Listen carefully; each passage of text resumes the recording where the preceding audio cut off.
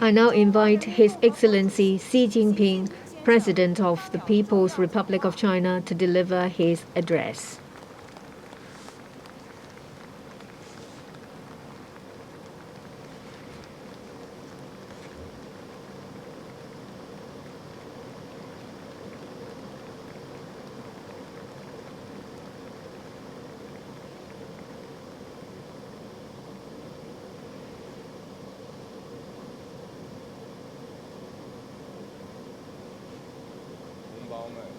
Fellow compatriots, dear friends, today we gather here on this solemn occasion to celebrate the 25th anniversary of Hong Kong's return to the motherland and hold the inaugural ceremony of the sixth-term government of the Hong Kong Special Administrative Region, SAR. At the outset, I wish to extend cordial greetings to all Hong Kong residents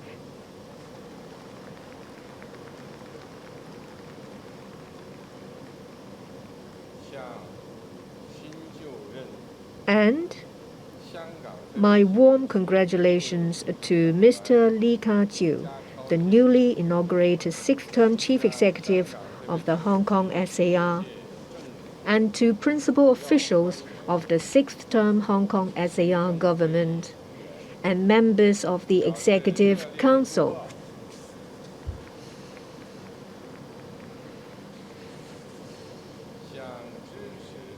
I also express heartfelt appreciation to all fellow Chinese, both at home and overseas, and foreign friends for their support for the cause of one country, two systems, and Hong Kong's prosperity and stability. The history of over 5,000 years civilization of the Chinese nation keeps records of our forefathers tilling the land here in southern China.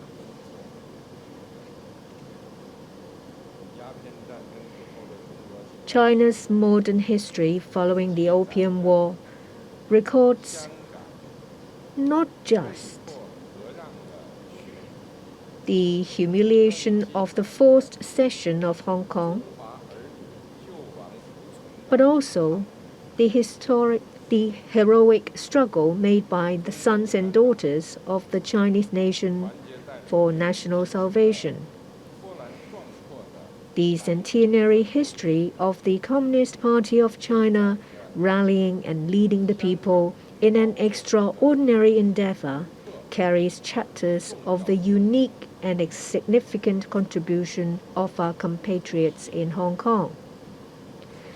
Throughout history, Hong Kong compatriots have always stood together with the motherland, rain or shine. And the bond that links us is truly inseparable. Hong Kong's return to the motherland opened a new epoch in the history of Hong Kong. Over the past 25 years, with the full support of the motherland and common efforts of the government of the Hong Kong SAR and people of all sectors, the practice of one country, two systems has achieved success in Hong Kong, recognized by all.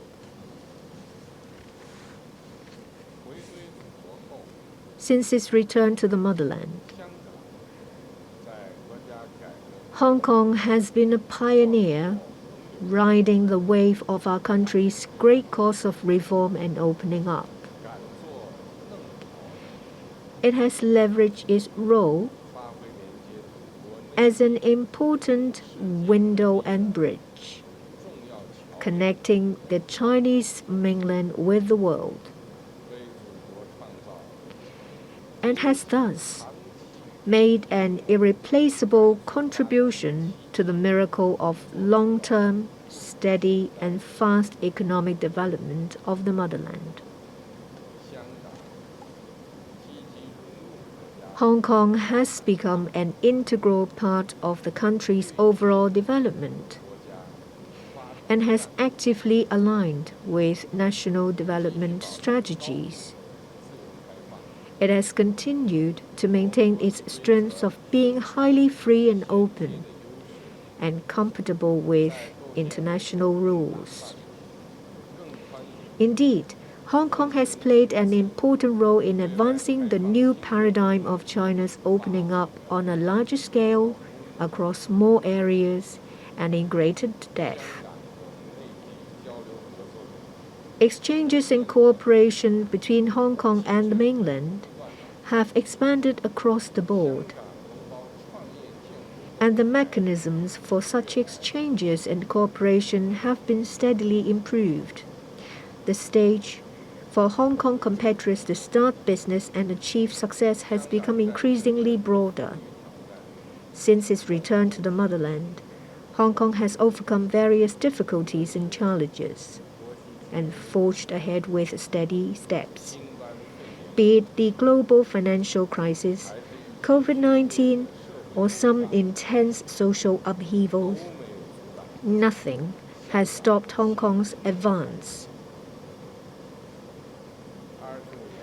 Over the past 25 years, Hong Kong has enjoyed robust economic growth. It's maintained its status as an international financial, shipping, and trading center, and its innovation and technology industry has developed rapidly. Its economy is one of the freest and most open in the world, and it boasts a world-class business environment. Hong Kong's pre-existing laws, including the common law, have been preserved and developed. Its social programs are flourishing, and its society has remained stable as a whole. As an international metropolis, Hong Kong enjoys a vitality that is the admiration of the world.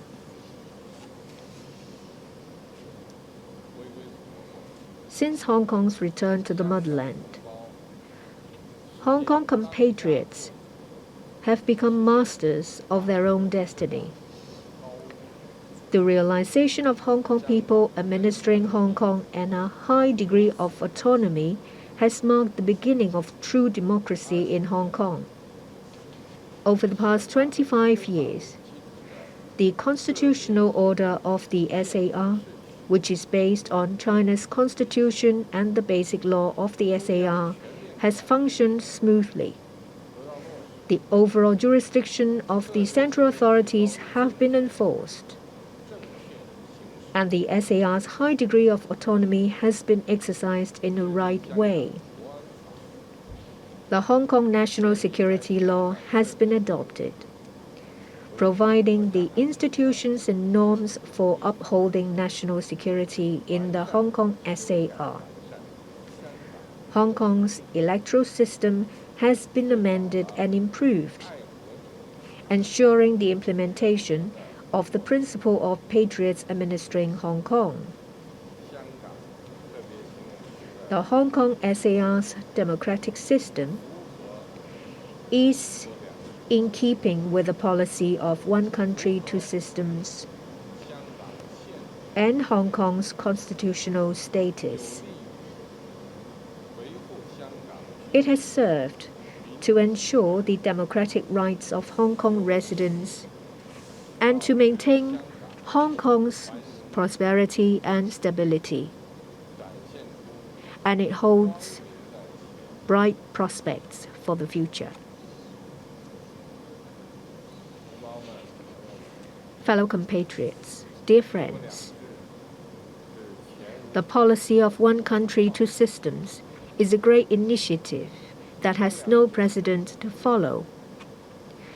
The underlying goal of the policy of one country, two systems is to uphold China's sovereignty, security, and development interests, and to maintain long-term prosperity and stability in Hong Kong and Macau.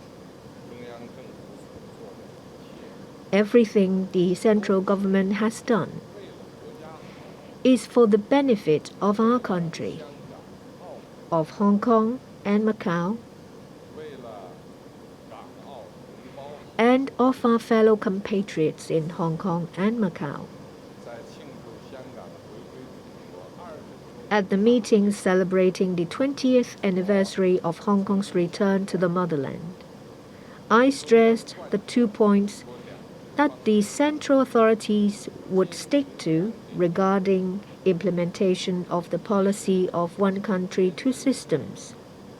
First, the policy should be implemented unswervingly without deviating or wavering. Second, the policy should be applied fully and faithfully without being bent or distorted. Today, I wish to highlight once more that the policy of one country, two systems, having been tested and proved time and again, meets the fundamental interests of the country and the Chinese nation, and those of Hong Kong and Macau. It enjoys the full support of the more than 1.4 billion people of the motherland. It has the unanimous endorsement of Hong Kong and Macau residents, and it is widely recognized by the international community. There is no reason to change such a good system, and it must be adhered to over the long run.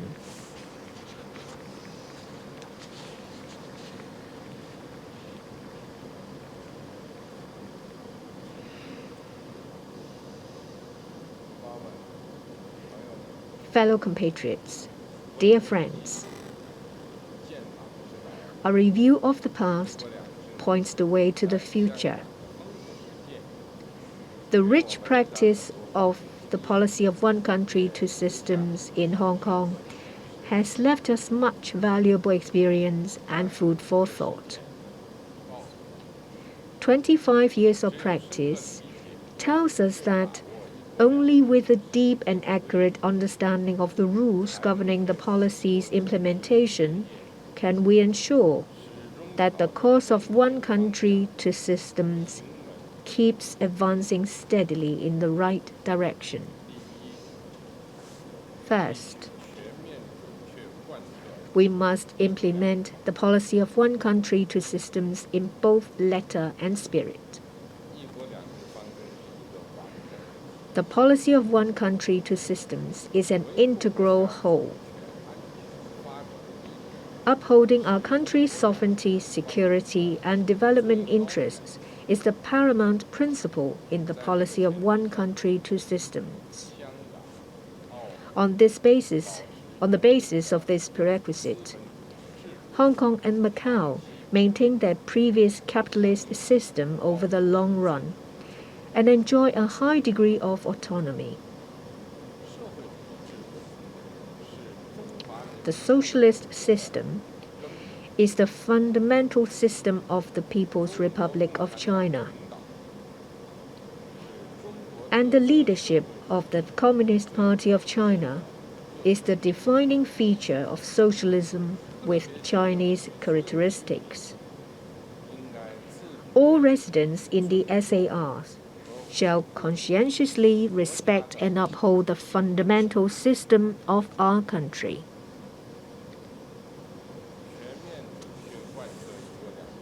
Full and faithful implementation of the policy of one country, two systems will create immense development opportunities for Hong Kong and Macau. The more firmly the principle of one country is adhered to, the greater advantage the two systems will demonstrate in practice. Second, we must ensure the integration of overall jurisdiction of the central authorities and a high degree of autonomy in the SAR. With its return to the motherland, Hong Kong has been reincorporated into our country's governance system, and the constitutional order of the SAR has been established under the fundamental guidance of the policy of one country, two systems. The central government's overall jurisdiction over the SAR provides the source of the SAR's high degree of autonomy. At the same time, the central authorities fully respect and firmly hold the high degree of autonomy enjoyed by the SAR as enshrined in law. Enforcing the central authorities' overall jurisdiction and upholding the SAR's high degree of autonomy are integral aspects of the same policy. And only by ensuring both can we run the SAR truly well.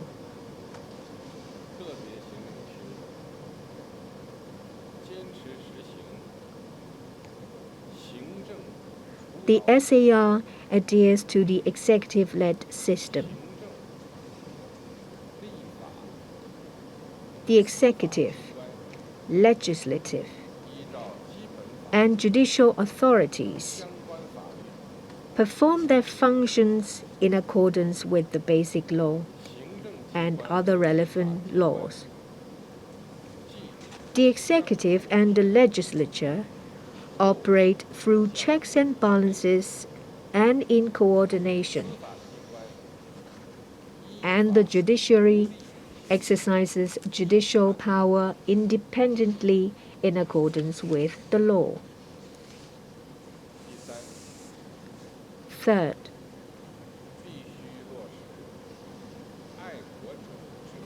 we must implement the principle of patriots administering Hong Kong. Keeping political power in the hands of patriots is a political rule commonly practiced in the world.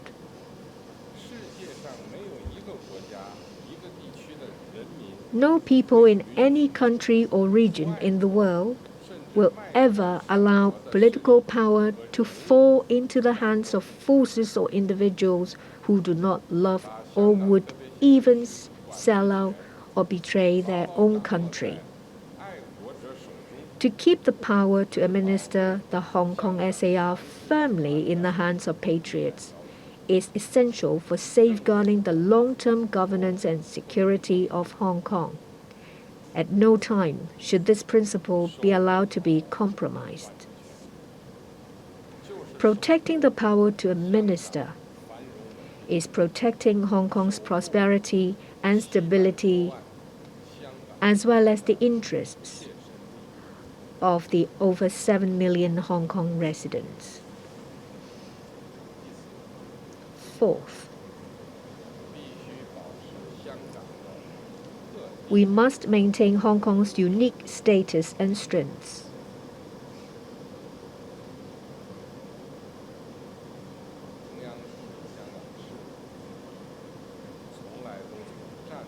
The central authorities have always handled Hong Kong affairs from a strategic and overarching perspective,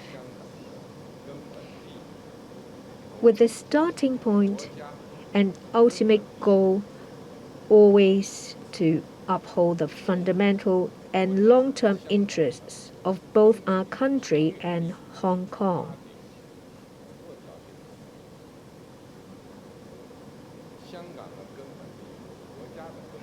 Hong Kong's fundamental interests are consistent with the fundamental interests of the country. The heart of the central government and the heart of our Hong Kong compatriots always beat together. Enjoying the backing of the motherland while staying connected with the world is a notable strength unique to Hong Kong, a strength cherished by both Hong Kong residents and the central authorities.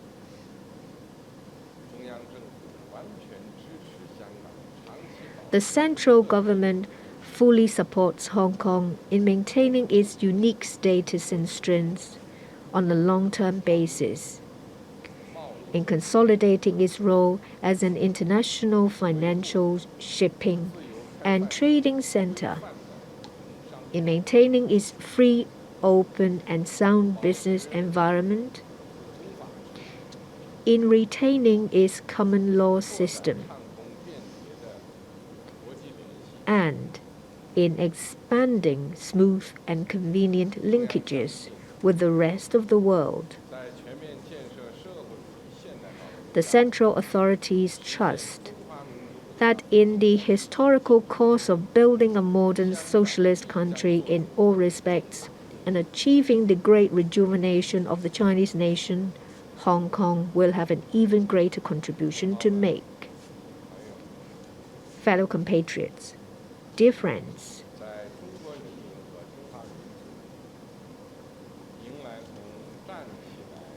in the Chinese people and the Chinese nation's great advance from standing up to becoming prosperous and growing in strength, our Hong Kong compatriots have never been absent.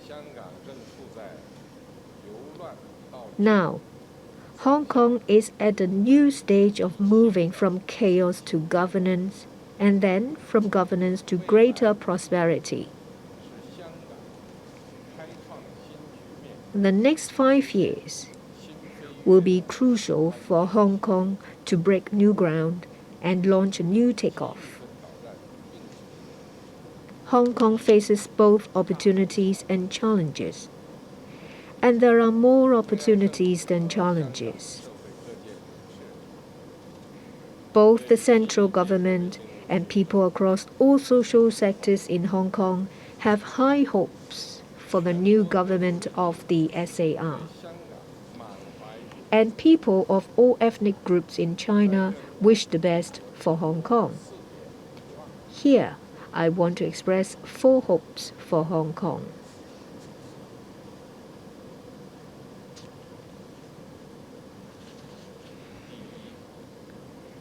First, strive to improve governance.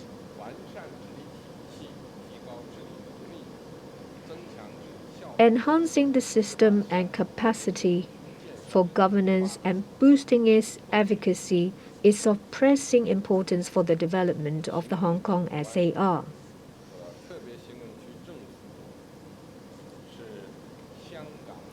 As administrators of Hong Kong, the Chief Executive and the SAR government bear the primary responsibility for administering Hong Kong. You should all faithfully fulfill the oath of office, take solid steps to implement the policy of one country, two systems, uphold the authority of the basic law, and dedicate yourselves to the Hong Kong SAR. Officials should be selected on the basis of both integrity and competence. Outstanding individuals who are firm in their love for both the country and Hong Kong, professionally competent and dedicated to serving the public should be extensively drawn into government service. The sense of national identity and a global vision should be highlighted. Plans for Hong Kong's development should be made with the overall and long-term requirements in mind. The philosophy of administration should be transformed and the relationship between the government and the market better balanced. This is to better promote both a well-functioning government and an efficient market. Government administration and conduct should be improved so that officials will demonstrate a new level of commitment and satisfactory performance and take on a new look of good governance. Second, keep strengthening the momentum of development. Hong Kong enjoys a unique position, favorable conditions, and broad space for development. The central authorities fully support Hong Kong in seizing the historic opportunities presented by our country's development, and in aligning with national strategies such as the Fourth Five-Year Plan, the development of the Guangdong-Hong Kong-Macau Greater Bay Area, and the high-quality development of Belt and Road Corporation. The central authorities fully support Hong Kong in developing more extensive and closer exchanges and cooperation with the world, and in attracting more people who aspire to start up businesses and fulfill their dreams in Hong Kong. The central authorities also fully support Hong Kong in advancing reforms in an active and prudent manner, breaking the impediments of vested interests, and fully unleashing the enormous creativity and development vitality of Hong Kong society. Third,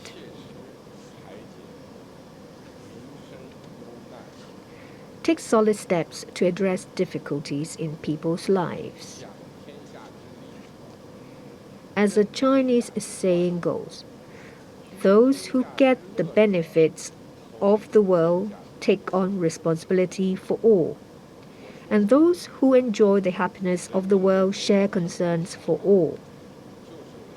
As I have said, meeting the people's aspirations for a better life is the goal of all our work.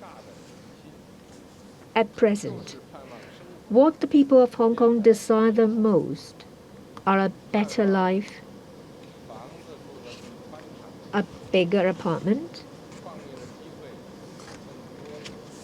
more business startup opportunities, better education for kids, and better elderly care. What the people call for, we must strive to deliver.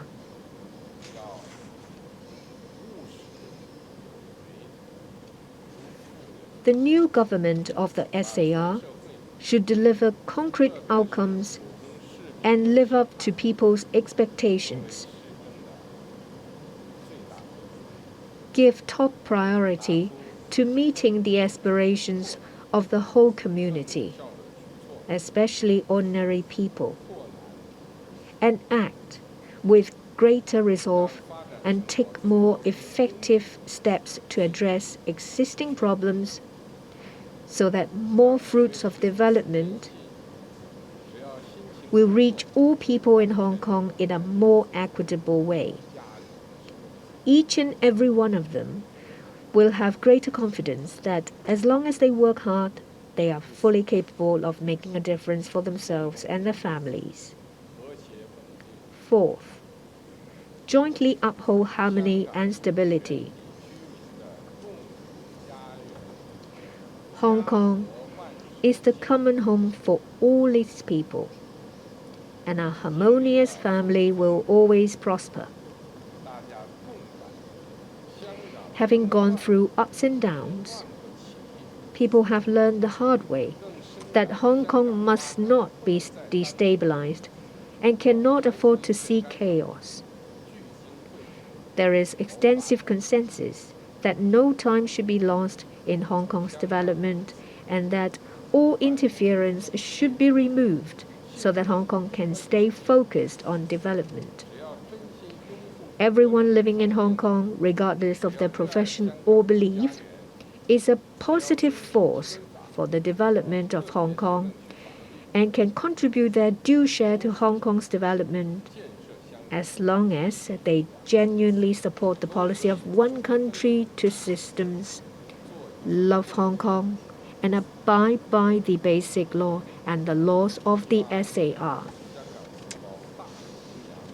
I hope all Hong Kong compatriots will vigorously promote the mainstream values that are centered on love of our country, and love of Hong Kong, and consistent with the policy of one country, two systems, carry forward the tradition of inclusiveness, solidarity, common ground without uniformity, perseverance, and a can-do spirit, and work together to create a better life. In particular, we should care about young people. When young people thrive, Hong Kong thrives. When young people grow, Hong Kong grows. When there is a future for young people, there is a future for Hong Kong. We should help the young gain a keen appreciation of the underlying trend in both our country and the world, and heighten their sense of national pride and ownership. We should help young people overcome difficulties in education, employment, business startup, and home buying, and create more opportunities for them to grow and shine. It is our earnest hope that all young people in Hong Kong will join efforts to build a better Hong Kong and write a splendid chapter in their life with a youthful vigor.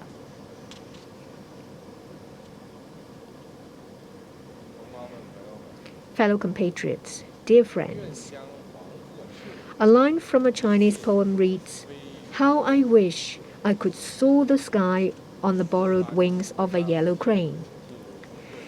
The great rejuvenation of the Chinese nation has become an irreversible historical process. Ensuring the continued success of the practice of one country, two systems in Hong Kong is an integral part of this historical process. We are convinced that on the new journey of realizing our country's second centenary goal, Hong Kong, with the strong support of the great motherland and the solid implementation of the policy of one country, two systems, will surely achieve even greater accomplishments and share, together with fellow compatriots of the motherland, the glory of great rejuvenation of the Chinese nation. Thank you.